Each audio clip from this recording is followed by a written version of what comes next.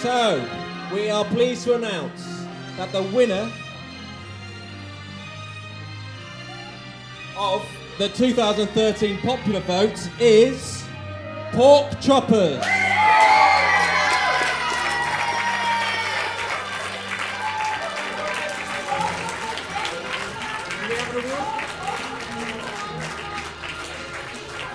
So if you'd like to come up.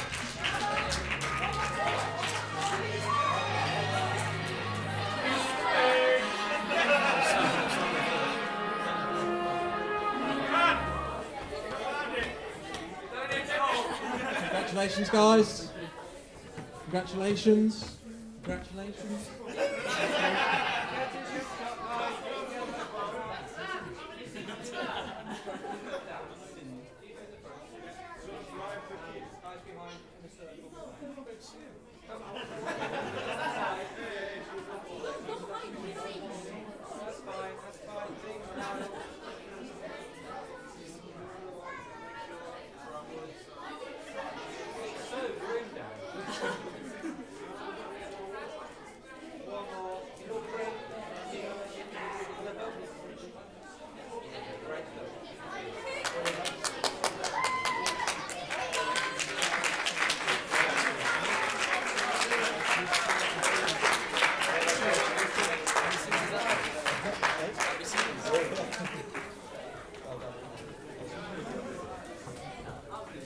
Alright, so now we have the main event that we've been sweating over very hard downstairs.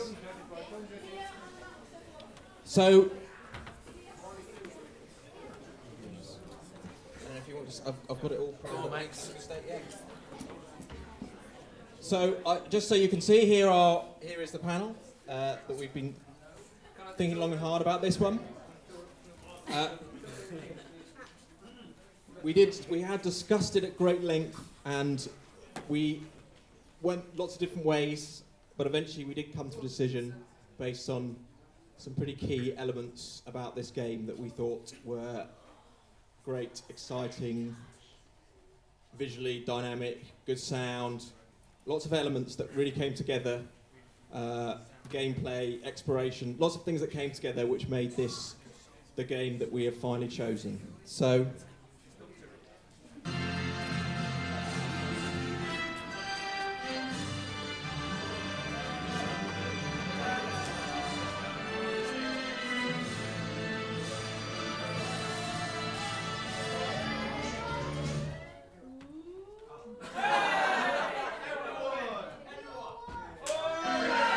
Three Little Pigs.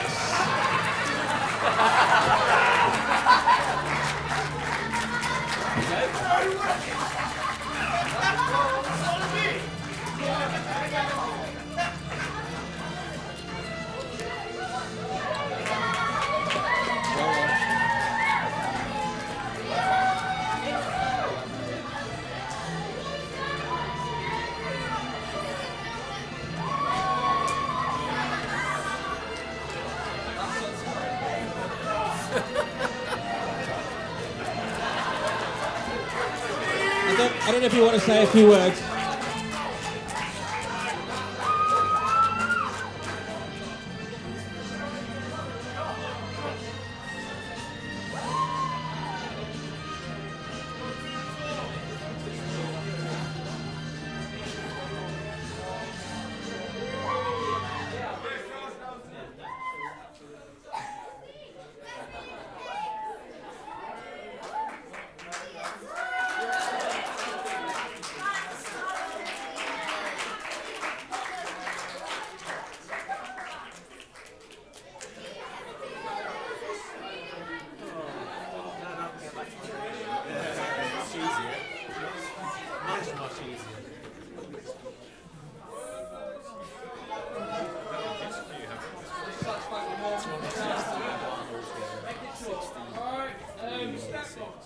Okay. Firstly, I'm really glad we've got this. You know, the thing is, hats off to Scott, who was our main programmer. Jordan, who isn't a part of our team, but he helped us out a lot on Sunday and got us to be able to finish our game. Jordan as well over there for our character design, which designed the wolf and the pig. Connor over there, which designed our assets for the storyboard, which you didn't see.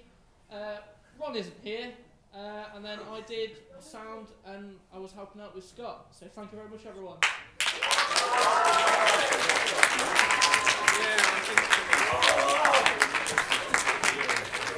So all that remains for me to say is congratulations to the winners, but also to thank everyone, everybody, all of the school children who've been involved in the focus group, as the judges. You've been really amazing at forming these games and making them happen. So we'd really like to give a big warm round of applause to all the school children.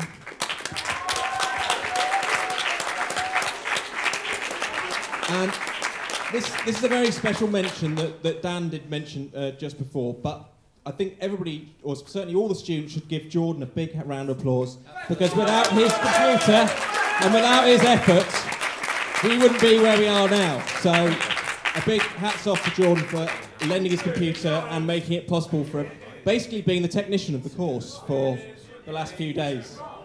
But I'd like to say to all of you, the students, that you all made individually some really amazing elements to your games, things that stand out for each one of the games, things that were different, things that we all, as the judging panel, we all took into account, and actually, there was at least one thing that we all picked up which we thought was really great.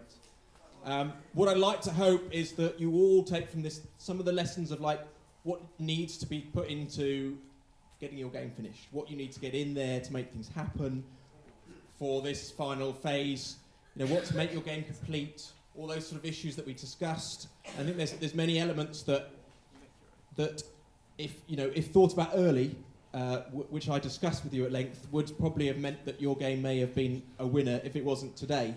But overall, I think you've all done an amazing job. I'm really proud. I'm really proud to be involved in this. Still proud to be part of this and to set this up with you guys. So long may it carry on, and I hope that all of you who are second years, who are now going on from this, will have successful careers. Maybe, hopefully, in the games industry, or not in the games industry, then in the interactive industries. There's a great future ahead for all of you. So keep up the good work, and good luck.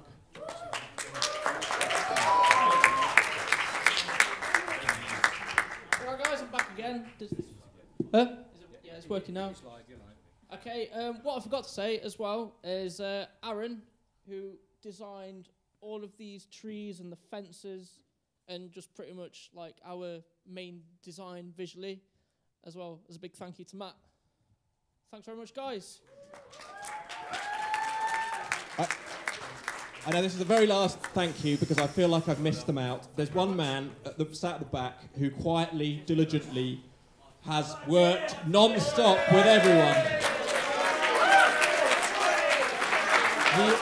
He is the silent assassin. He brings to the table a lot of the stuff, most of the stuff that you've seen in the 3D games. Martin has been behind making that happen, alongside Simon's teaching of them as well. Has made a great difference, and a lot of these skills have been developed over a long period of time. So it's down to the teaching staff at Central College who have made them as skillful as they are. So I'd like to give a big round of applause to all of them. And Stuart as well, whose influence in Broadway gave us this space. So big round of applause. Okay, right, we are right at the end of the event, and I just want to make a very big thank you to the one person who just appeared a second ago, Matt. Because Matt is the person who, with myself, a year ago, ran this project the first time. It's the second time we've run it, and we're going to definitely run it next year. I think there's a definite yes from the school. It's all about doing something next year, so that should be interesting. But Matt, do you want to say to you, from behalf of all the students, that this is probably the highest point in the course so far? Would you all agree with that? Yeah. The most rewarding experience, and without your input this wouldn't happen. And I have to convince Matt to come back and do it next year. I'm going to ask him now. Will you come back and do it next year? Oh. Can we heckle him a little bit? Definitely. Definitely. I'd love to. You all heard that? How many witnesses in the room? At least 100 witnesses, I think, in total. It's the end of the event. Thank you for all coming. Have a safe trip back. And we'll see you next year, some of you.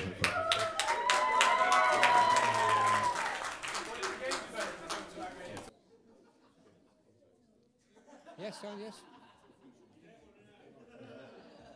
What was that? What was that? What did you want to know, guys? They want to come up. Do you want to give Is this a special request, I think? Oh, a special request. All right, okay. Right, special request. Sorry about this. Special request. Ewan's going to say a few words about the games. Well, Matt's a game developer as well, so I think one thing that you'll find out is you need a lot of luck. And Angry Birds, you know, who'd have thought that a game flicking birds at some pigs is going to make, you know, multi-million, you know, millions of pounds every day. There's a game at the moment on the market called Clash of Clans on the iPhone. Every day, that makes £500,000. That's every day. So, I mean, that is the type of market that we are dealing with. You know, we've got a global market at the moment, whereas you just need a game which has attraction with a small percentage of people across the world, and you could potentially make a significant amount of money.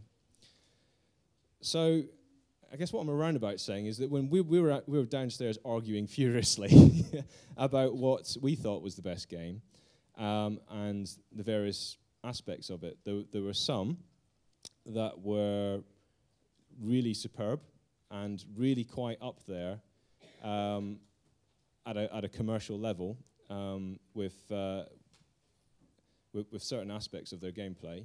I mean, Timmy's Revenge, I really liked the sound, and I think that actually, I would have not blinked if somebody put that soundtrack in that type of game in front of me and said this was made by students. And as it panned out downstairs, I don't think we could reveal the details, but everybody had the sort of their different favourites.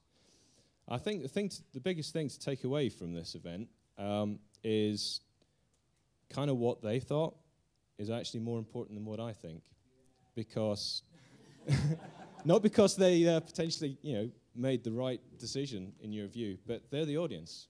You are making a game for them. Who's going to buy it? Was I going to buy it?